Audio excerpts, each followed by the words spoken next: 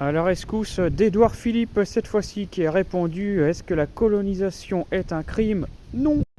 Alors déjà, premièrement, évidemment, pour le défendre, pourquoi il répond à une question aussi foireuse? Parce que cette question ne veut absolument rien dire. C'est comme si moi je disais j'ai tué quelqu'un, est-ce que c'est mal?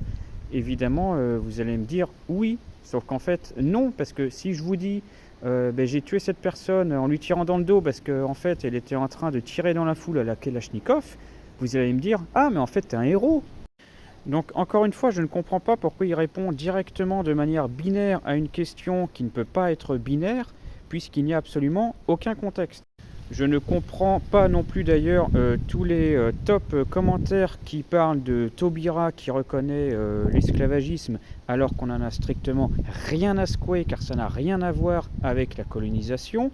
De plus que avant que nous, Européens, nous colonisions l'Afrique, il y avait la traite arabo-musulmane que tout le monde connaît, qui était aussi l'esclavagisme, et que aussi il y avait des guerres tribales de partout. Donc ça n'a strictement aucun sens cette question. Comme vous le savez en France, on a trois gros blocs politiques, l'extrême droite, l'extrême gauche et le centre. Alors évidemment, tout le monde tire sur tout le monde, et donc cette semaine par exemple sur la gauche on tire sur Ercilia Soudé parce qu'elle est exécrable, elle s'exprime très mal, elle traite tout le monde de raciste et de facho, ce qui enlève toute substance et ce qui la rend totalement insignifiante, comme malheureusement toutes les gauchias, il faut le dire, et c'est bien triste.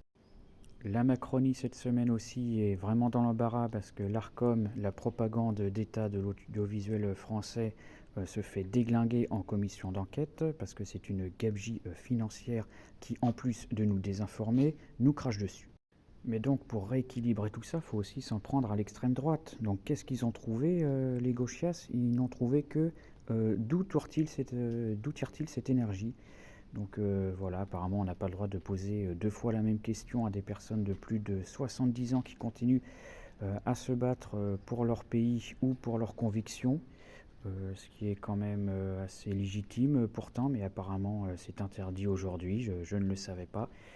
Donc ça montre que la gauche est totalement désemparée et ne sait plus quoi faire et dit n'importe quoi malheureusement parce que c'est du harcèlement pur et simple et je rappelle que le harcèlement c'est entre autres des centaines et des centaines d'étudiants qui se suicident à cause de ça.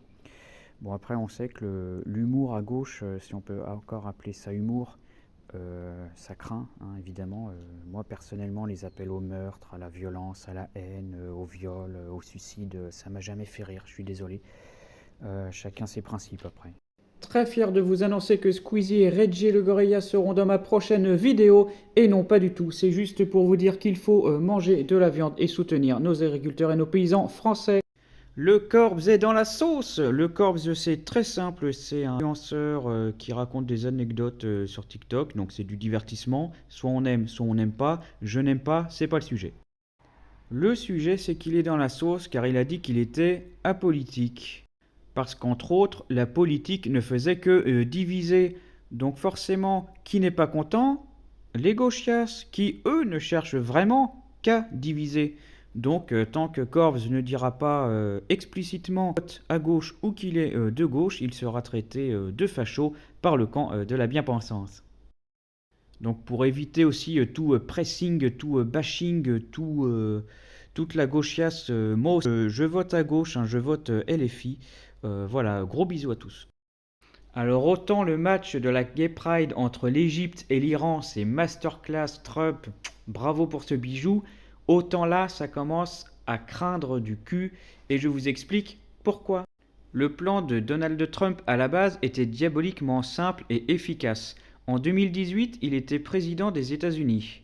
Donc il voulait obtenir le tournoi de football en 2026 pour que ce soit une honte internationale, car normalement, il n'aurait pas dû être là, car il aurait dû être réélu en 2020 et faire ses valises en 2025, puisqu'il ne pouvait pas effectuer 3 mandats consécutifs pour s'appuyer ensuite sur cette honte internationale qu'allait être le mondial 2026 pour revenir en 2028. Sauf que, manque de bol, l'élection de 2020 a été truquée, donc c'est Biden qui a gagné et ça a tout décalé de 4 ans. Donc il se retrouve avec son cadeau empoisonné du départ et donc il est obligé de sévir un petit peu. L'audiovisuel français et l'Arcom se foutent de notre gueule. Petite devinette, selon vous, qui a reçu un simple rappel à l'ordre et qui a reçu 300 000 euros d'amende? D'un côté, nous avons une personne qui a dit Anne Hidalgo devrait fermer sa gueule. Elle ferait mieux d'aller chasser les rats la nuit dans Paris au lieu de dire des conneries. Et de l'autre côté, nous avons une personne qui a appelé au V les femmes des chasseurs et qu'il pourrait d'ailleurs s'occuper personnellement de la femme du président de la fédération de chasse.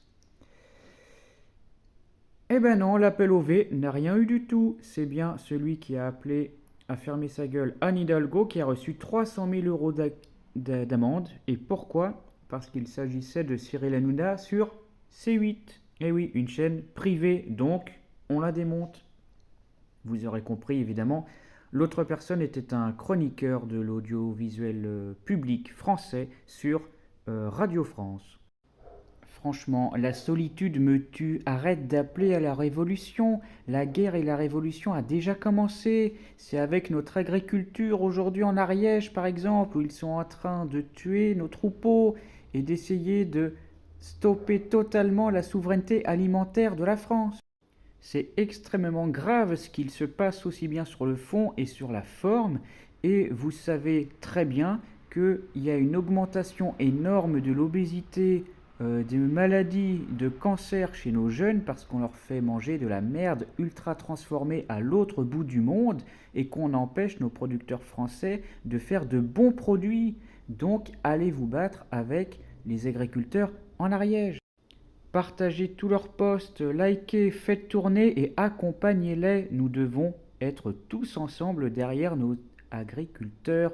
Et je sais que les gendarmes le sont aussi, mais ils obéissent à certains chefs assez scrupuleux qui leur balancent quand même la sauce, mais les mecs qui sont obligés d'agir, ils n'ont pas envie d'agir. Oh là là, mais quel malheur! Arrêtez! Vous êtes malade! Oh là là, mais quel malheur! Arrêtez! Vous êtes malade! Alors comment dire ça? Non! Tous les autres pays comprennent petit à petit qu'il faut passer très à droite, mais les Français, non, il faut arrêter le délire. Il y a eu déjà un ras-le-bol droite-gauche depuis bien longtemps en France, et c'était en 2017, où on n'en pouvait vraiment plus d'osciller entre une droite et une gauche qui en fait finalement faisait la même politique, et donc le gouvernement intelligemment a proposé Macron. Et vous avez voté Macron. 2 fois en plus. Parce que les Français sont extrêmement influençables et ils sont manipulés par les médias de masse qui décrivent tout ce qui est extrême droite comme absolument horrible, mais le meilleur exemple c'est celui du Salvador, où l'année dernière on nous disait mon Dieu, Bukele président, extrême droite ça va être une horreur, et résultat c'est le président le plus aimé au monde avec 90% de opinion favorable, 90%. Macron il a combien? 10%. Parce que Bukele, il a passé le Karcher dans son pays, et du coup, forcément, c'est beaucoup mieux. Alors que, depuis combien de temps on nous dit qu'il faut passer le Karcher en France? Ça fait quand même pas mal d'années, j'ai l'impression. Est-ce que ça a été fait? Non.